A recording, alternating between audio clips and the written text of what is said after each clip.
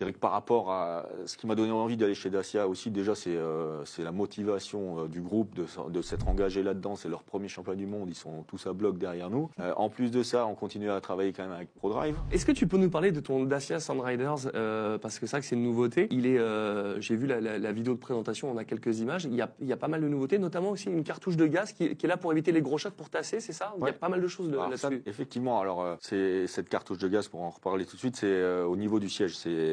Le siège ne bouge pas comme un chauffeur routier. Hein.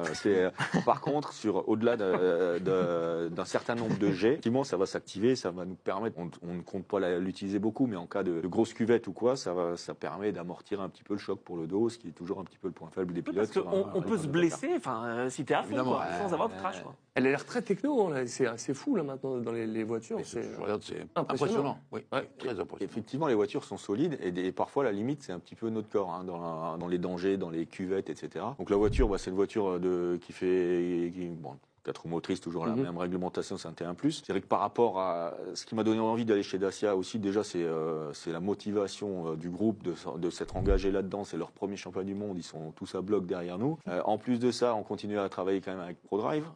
J'avais fait 4 ans déjà avec eux de développement sur la voiture d'avant. Donc je savais ce qui était bien, qui l'était moins. Et j'avais mon mot à dire sur la création de la nouvelle. Donc les éléments de base, justement, dans la ProDrive, on voyait pas très bien sur les sommets de dunes. On était assez loin, que long pare-brise, là, on a optimisé cette position. On a travaillé aussi les échappements. Déjà, on les a décalés derrière parce qu'ils nous chauffaient les pneus. Je pense que c'était un de nos problèmes de crevaison. C'est que les pneus arrière étaient toujours très chauds à cause des échappements. Par contre, la géométrie de suspension marchait bien. On a refait un truc similaire. Ça permettait de se baser sur ce qu'on avait, qui était quand même déjà perfo, pas assez solide. Donc, on a les triangles ressemblent aux autres, mais en plus costaud.